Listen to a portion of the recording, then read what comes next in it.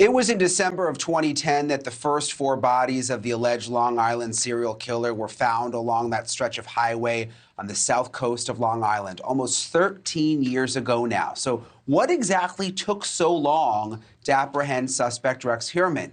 Allegations of corruption in the Suffolk County Police Department have been rampant over the last decade, with focus on the then scandal-ridden chief of police named James Burke. Could this man have been in custody years ago? It's a very good question, and joining me now is Billy Jensen, a true crime journalist and co-host of the podcast Unraveled, Long Island Serial Killer. Billy knows everything about this case, too, been studying it for a long time. So tell us, Billy, had the former police chief, James Burke, has he been a roadblock all along? I found it very interesting that at one point he actually kicked the FBI off the case. Yes, he kicked the FBI off the case, and there's a lot of speculation why he did that. He was a corrupt guy. He went to jail for being corrupt. And the thought is that he kicked the FBI out of the investigation because he didn't want anybody sniffing around his dirty laundry. He had a fiefdom in Suffolk County, which is very much a dead end on the end of Long Island. There's no reason to go through there unless you have to be there. And he ran it like he was a little king. And he had support from the DA, Tom Spoda, and he was able to do whatever he wanted. And that included frequenting sex workers and a lot of other things that that he would get in trouble for. So he didn't want the FBI sniffing around. And that's one of the reasons that this investigation took so long. So were these deaths just never a priority? I'm just thinking, even if he didn't want the FBI sniffing around, weren't there people in the community saying, like, wait a minute, why aren't we doing more to figure out who this killer is? These deaths were not a priority. I think everything that we saw, there were definitely people in the organization that wanted to solve this, some of the detectives, but as a whole, the Suffolk County Police Department did not put this as a priority.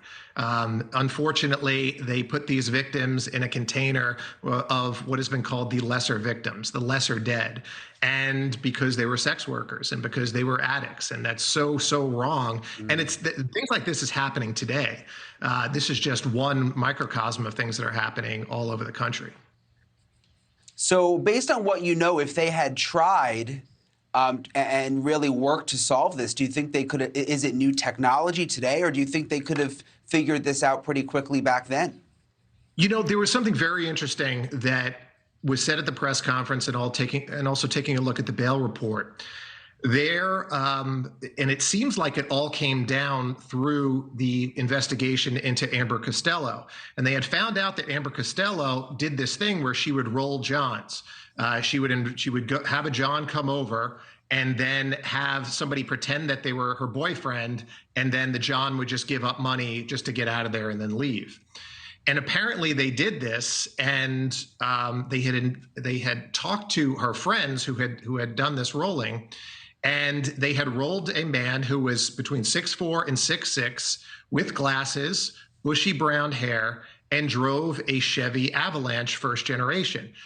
Now, if they knew that information back then, coupled with the fact that they knew that the killer was, delivering taunting phone calls from Massapequa Park, don't you think they would be able to narrow it down to somebody that is living in Massapequa Park that is driving a Chevy Avalanche, or has, that's right. Not a common car for Long Island.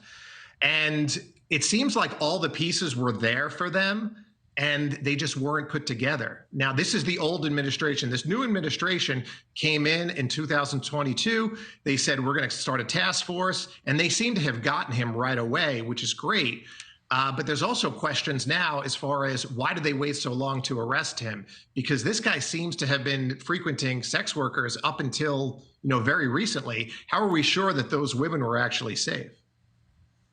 Yeah, that's a really good question. That's one thing that stood out to me today with the press conference, the fact that they were doing the surveillance and sort of had like an equation in their mind. How long do we go on with this investigation knowing that these women are potentially in danger? I guess they were watching all along, but who knows the next time this guy was going to strike. Were you surprised when you found out the news today? I'm just curious, as someone who's covered this case so closely, did you get a feeling that they were getting close?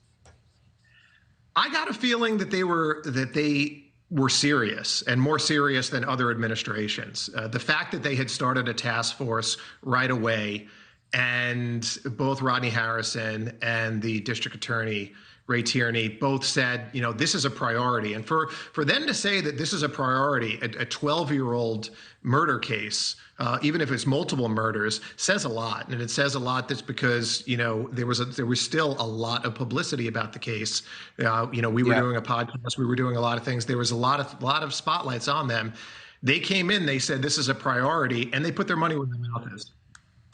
Yeah, certainly interesting that within 1 year, they were able to do all this work, and you explained how over so many other years, nothing was done. Billy Jensen, thank you so much for joining us. That is all our time for tonight. Thank you for watching. Go to newsnationnow.com to find NewsNation on your television provider, and don't forget to click the red subscribe button below to get more of NewsNation's fact-driven, unbiased coverage.